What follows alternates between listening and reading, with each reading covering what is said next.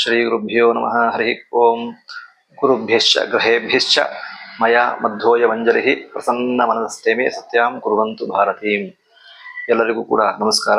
ನೀನು ನಮಗೆ ನಾಳೆ ಸಂಕ್ರಾಂತಿಯ ಪರ್ವಕಾಲ ಅನ್ನೋದು ಬರ್ತಾ ಇದೆ. ಹಾಗಾಗಿ ಹಬ್ಬಗಳಲ್ಲಿ ವಿಶೇಷವಾದಂಥ ಹಬ್ಬ ಅಂದರೆ ಈ ಸಂಕ್ರಾಂತಿ ಅಂತ ಹೇಳ್ಬೋದು.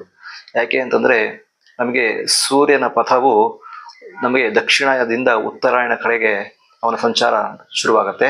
ಹಾಗಾಗಿ ಪರ್ವಕಾಲ ಅಂತ ಹೇಳ್ತೇವೆ. ಹಾಗಾಗಿ ಉತ್ತರಾಯಣವು ತುಂಬ ಕೂಡ ಉತ್ತಮವಾದಂಥ ಪರ್ವಕಾಲ ಅಂತ ಹೇಳ್ತೇವೆ. ಹಾಗಾಗಿ ಆ ಒಂದು ಧನುರ್ ರಾಶಿಯಿಂದ ಆ ಒಂದು ಮಕರ ರಾಶಿಯ ಪ್ರವೇಶ ನಾಳೆ ಆ ಒಂದು ಸೂರ್ಯನ ಪಥ ಆಗ್ತಾ ಇದೆ. ಹಾಗಾಗಿ ಉತ್ತರಾಯಣ ಕಡೆ ಒಂದು ಚಲನೆ ಕೂಡ ಸಂಚಾರ ಆಗುತ್ತೆ.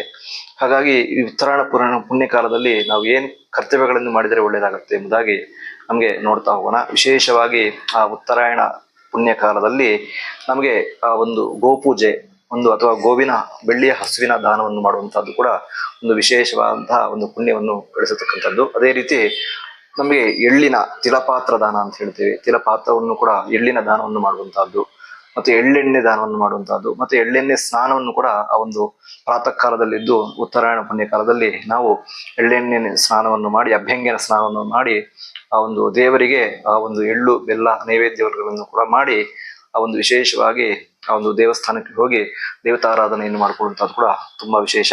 ಇನ್ನು ಈ ಉತ್ತರಾಯಣ ಪುಣ್ಯ ಕಾಲದಲ್ಲಿ ನಮಗೆ ಆ ಒಂದು ಪಿತೃಗಳಿಗೆ ಸಂಬಂಧಪಟ್ಟಂತೆ ಆ ಒಂದು ತೀರತರ್ಪಣ ಇರ್ಬೋದು ಅಥವಾ ಬ್ರಾಹ್ಮಣರಿಗೆ ದಾನವನ್ನು ಮಾಡುವಂತಹದ್ದು, ಇದೆಲ್ಲವೂ ಕೂಡ ನಮಗೆ ಉತ್ತರಾಯಣದ ಪುಣ್ಯಕಾಲದಲ್ಲಿ ತುಂಬಾ ವಿಶೇಷತೆಯನ್ನು ನಮಗೆ ಶಾಸ್ತ್ರ ತಿಳಿಸಿಕೊಡುತ್ತೆ.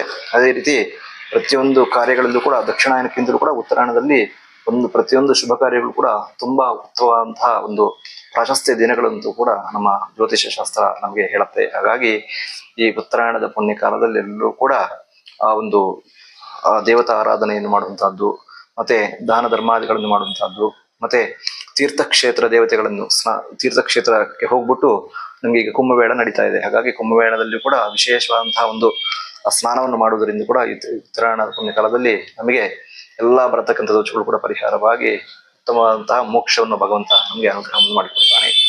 ಅದೇ ರೀತಿಯೂ ಕೂಡ ಆ ಒಂದು ವಿಶೇಷವಾಗಿ ಉತ್ತರಾಯಣದ ಪುಣ್ಯ ಕಾಲದಲ್ಲಿ ವಿಶೇಷವಾಗಿ ಆ ಒಂದು ಎಳ್ಳು ಬೆಲ್ಲದ ಒಂದು ಸೇವನೆ, ಅದು ಕೂಡ ನಮಗೆ ಆ ಒಂದು ಸೈಂಟಿಫಿಕ್ ಆಗಿ ನೋಡಿದಾಗ ಕೂಡ ನಮಗೆ ವಾತ ಪಿತ್ತ ಕಫ ಅಂತ ತಗೊಂಡಾಗ ಈ ಸಮಯದಲ್ಲಿ ನಮಗೆ ಚಳಿ ತುಂಬಾ ಇರುತ್ತೆ.